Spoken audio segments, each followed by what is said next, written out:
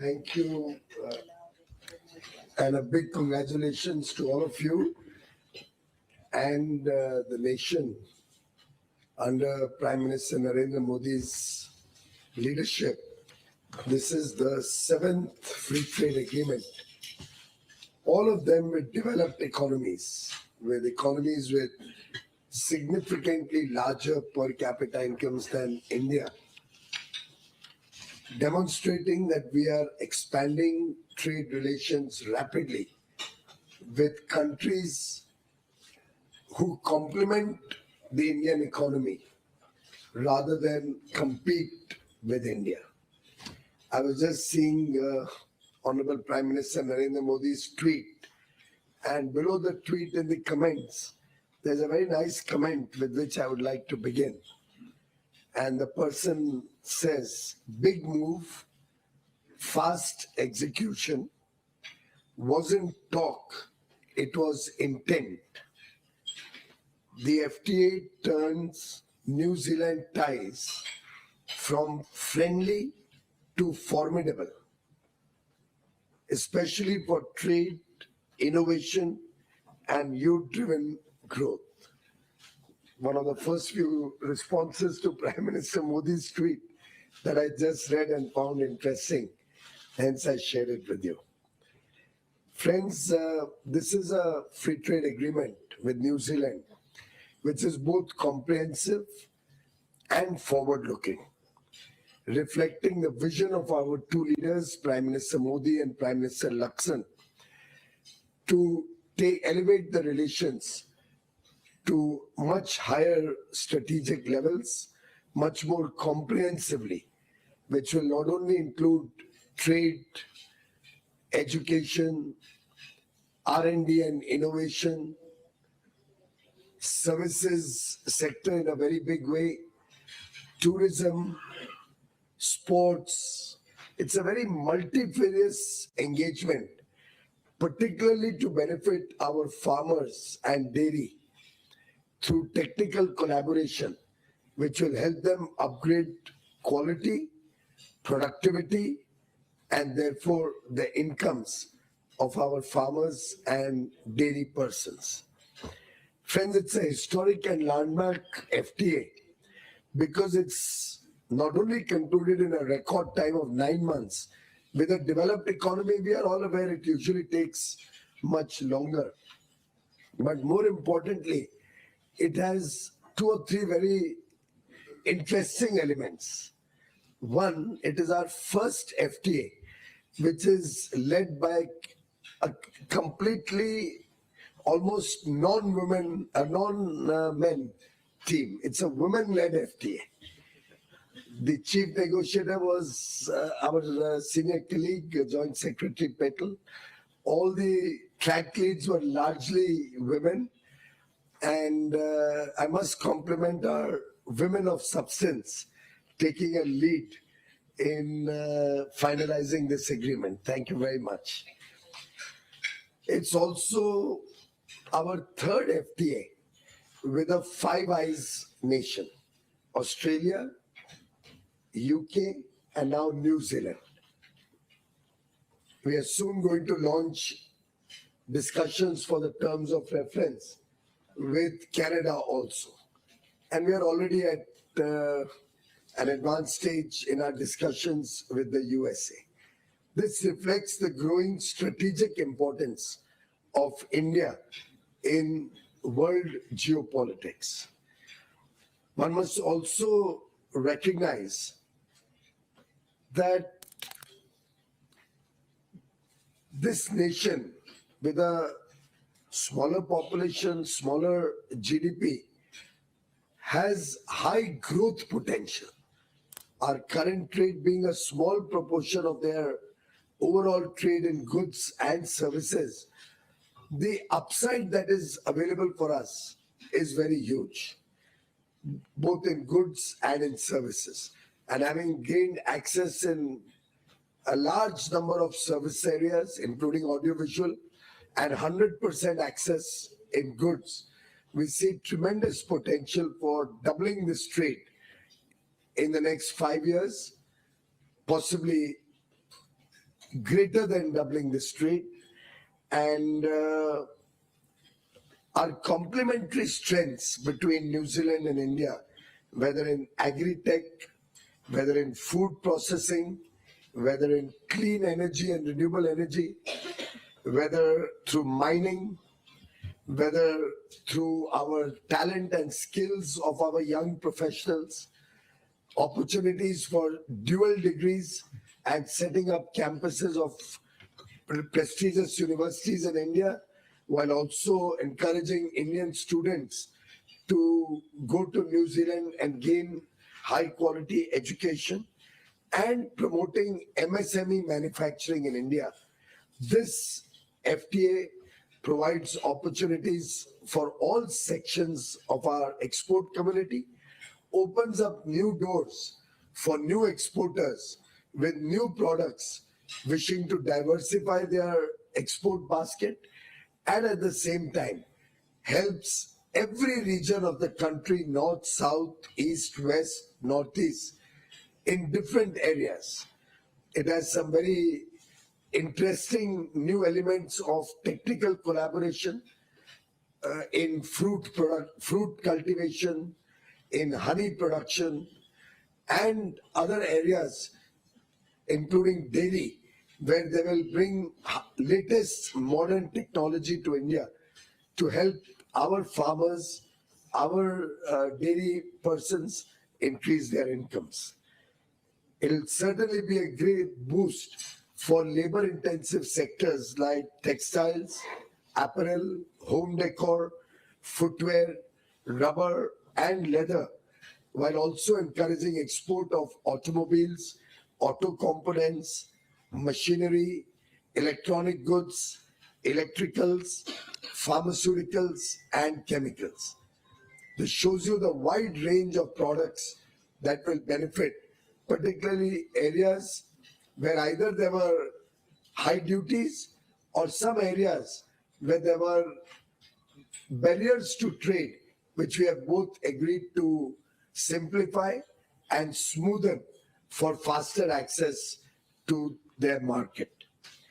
In terms of mobility, you are well aware, students who go to New Zealand to study will now be eligible for a 2-year work visa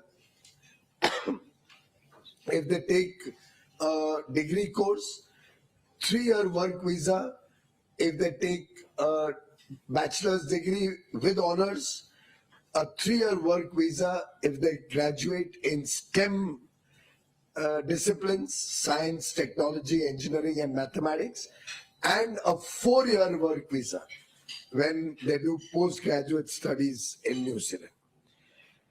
It's also interesting that almost 5,000 of our professionals who are yoga instructors, chefs, Ayush professionals, IT or educational teachers, nurses, caregivers will get professional visas for serving the New Zealand economy.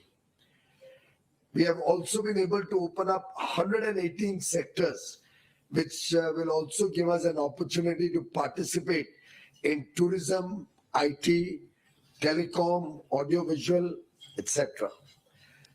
We are very happy to report back to the nation that for pharmaceutical products, there will be a fast-track mechanism for approval of Indian pharmaceutical products, which will open up the doors to the New Zealand market and help us capture a larger share of their current imports of pharmaceuticals and medicines, drugs. They have also agreed to mutually accept good manufacturing practices which are approved in India by US, UK, EU, or Canada, so that products or companies approved by these countries will get faster access in the New Zealand market. We have also been successful in negotiating collaboration in traditional medicine, the Ayush stream of wellness and medication, and this will open up good opportunities for healthcare. preventive healthcare, wellness, and traditional medicines, which is India's area of strength. Friends, our farmers stand to gain hugely, both through market access in New Zealand and through technology collaborations. Similarly, for our fishermen, our dairy persons, and giving a very small conditional TRQ, very small volume of concessional duty exports on a few products, we have been able to open up large vistas of market access and technology collaboration and benefit from New Zealand. In fact, we visited some of their farms where kiwis are produced.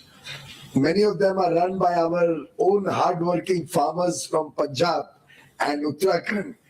And I was amazed to see the quality and productivity. And they have assured to come down to India and help India gain similar productivity and technology benefits for our kiwi producers, for our apple producers, for our honey manufacturers, and other agricultural products, including dairy. Friends, we have been very sensitive to protect all the sectors like farmers' interests in rice, wheat, dairy, soya, and various other farmer products, agricultural products, which have not been opened up with any access. We have also been very conscious of ensuring that our MSMEs and our startups, innovators get big opportunities in New Zealand. It's a win-win agreement, and I can assure the people of India that under Prime Minister Narendra Modi's very, very focused approach and guidance towards making India a greater player on the world stage, making India's industry, farming sector, agriculture sector, and services sector an international player of relevance. We are negotiating free trade agreements and comprehensive partnerships strategically with countries who have significant incomes, with countries who offer large market opportunities, and undoubtedly these agreements will play a very important role in the Amrit Kal as we all work collectively as a nation of 1.4 billion people, as 140 crore Indians work towards our goal of Viksit Bharat 2047. Thank you. Thank you, sir. We'll take questions now. Please raise your hand, introduce yourself, and then ask one question per person to begin with. We begin with Sumita. You raise your hand first. Sorry, India-New Zealand FTA. Congratulations, sir. I'm Sumita from ET. Now, just want to understand a bit more on the commitment of investments of $20 billion that New Zealand has pledged over the next 15 years. Which sectors is New Zealand sort of prioritizing as far as these investments are concerned? Thank you. You want to better give them some information on that? Thank you. They are investing 20 billion over 15 years. Broadly, it is going to be in the area of manufacture, infrastructure, but we have left it open to them to decide which areas they would like to pursue as the time evolves. Incidentally, just want to clarify that this $20 billion, we must see in the context of the size of the New Zealand economy. So far, in the last 25 years, New Zealand has only invested $70 million, 70 million. In terms of rupees, this is close to 630 crore rupees only. So they are committing to invest now 1,80,000 crores. So from 630 crore investment over 25 years, New Zealand has committed to invest 1,80,000 crores in the next 15 years. When you see this in context, you recognize what a big gain it is for India. This will open up, as I said, collaboration in several sectors, particularly benefiting our farmers, our dairy, and our MSMEs. At the same time, I want you to appreciate that this will include investments in education, in sports, in service sectors, opening up large opportunities for our youth and opening up for us training facilities, skill development, and many other areas which will really help our youth, men and women, our youngsters.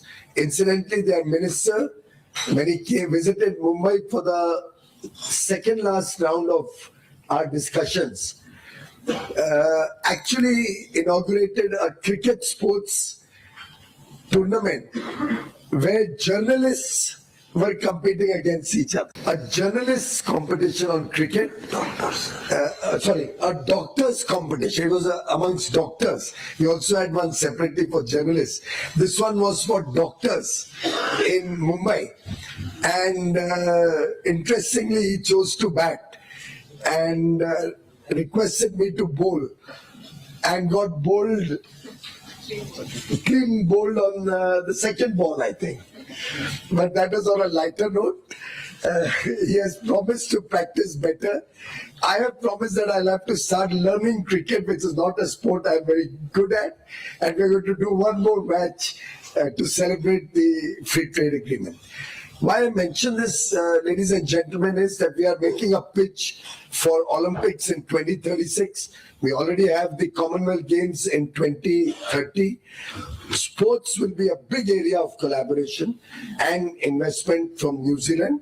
And I would encourage Indian young startups and youngsters who are looking to go into the sports fraternity to look at this agreement very carefully and take interest in this.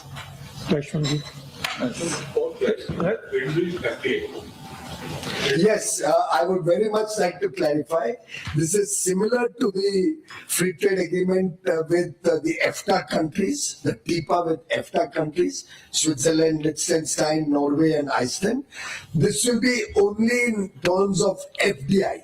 Long-term sustaining capital.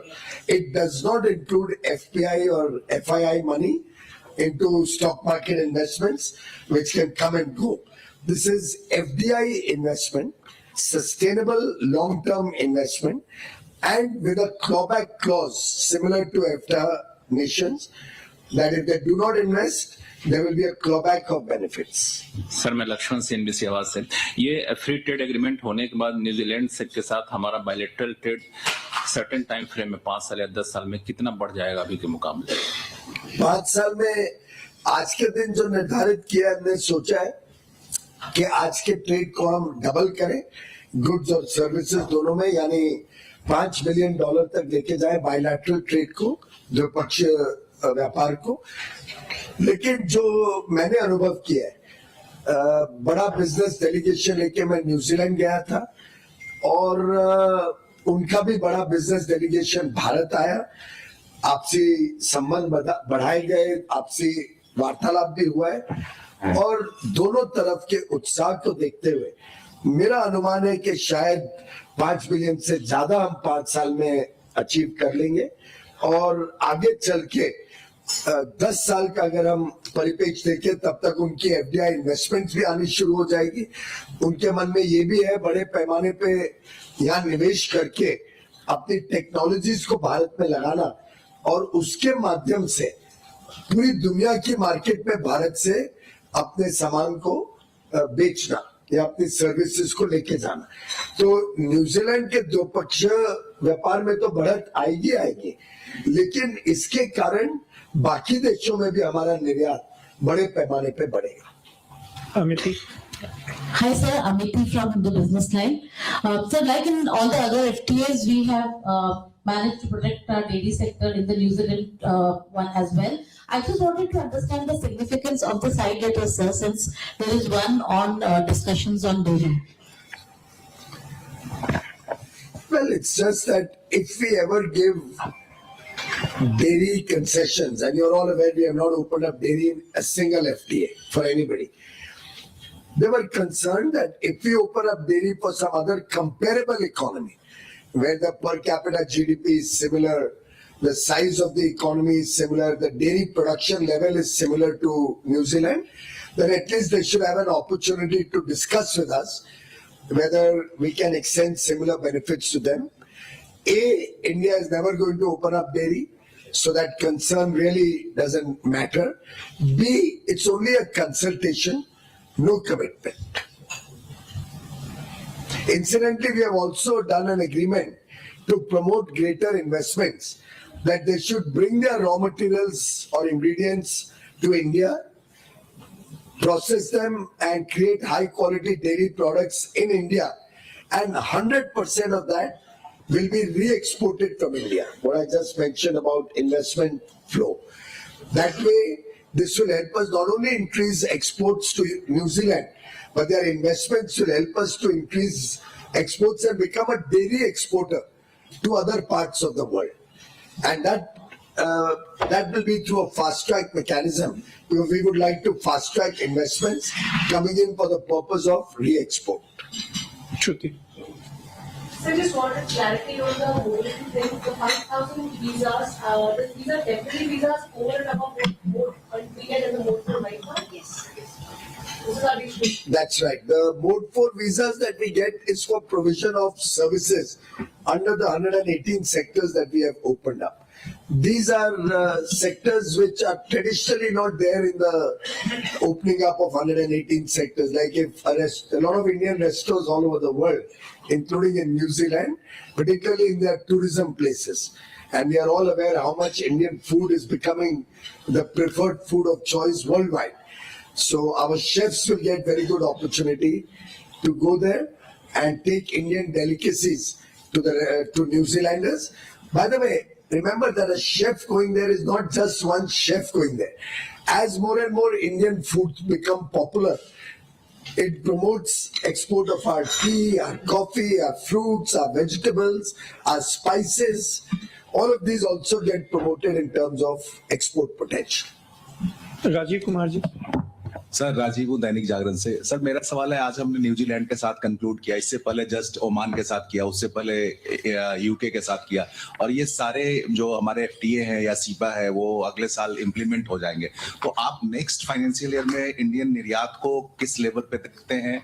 और दूसरा, जो लगातार हम और भी कई pipeline में हमारे एफटीए जो अगले साल सर कंक्लूड हो जाएगा, तो और दूसरा क्या ये लगातार एफटीए जो हो रहा है, इससे क्या यूएस हमारे साथ जल्दी निगोशिएट करने के लिए तैयार हो सकता है? और आज हम न्यूजीलैंड का फ्री ट्रेड एग्रीमेंट सेलिब्रेट कर रहे हैं आपके साथ, और मुझे विश्वास है कि और बहुत मौके मिलेंगे ऐसे ही सेलिब्रेट करने के अन्य विकसित देशों के साथ, अन्य देशों के समूह के साथ एफटीए सेलिब्रेट करने के, और देश का व्यापार अंतर्राष्ट्रीय स्तर पर और भारत के अंदर भी उसकी गुणवत्ता, क्वालिटी सुधरे, उसकी पोटेंशियल बढ़े, और भारत में नई नौकरियों के, रोजगार के अवसर बने, यहाँ का व्यापार बढ़े, यहाँ की एमएसएमई सेक्टर को नई टेक्नोलॉजी से हम और आगे लेके जा सके। इस सब के लिए ढेर सारी अपॉर्चुनिटीज ऑलरेडी आई हैं, आगे चल के और आएंगी, और माननीय प्रधानमंत्री नरेंद्र मोदी जी का रिफॉर्म एक्सप्रेस निरंतर बड़ी तेजी से आगे बढ़ता रहेगा, देश को नई ऊंचाइयों पे लेके जाएगा, और 140 करोड़ भारतवासियों के संकल्प को, विकसित भारत 2047 तक बनाने के संकल्प को 100% अचीव करेगा, उसमें सक्सेसफुल होगा।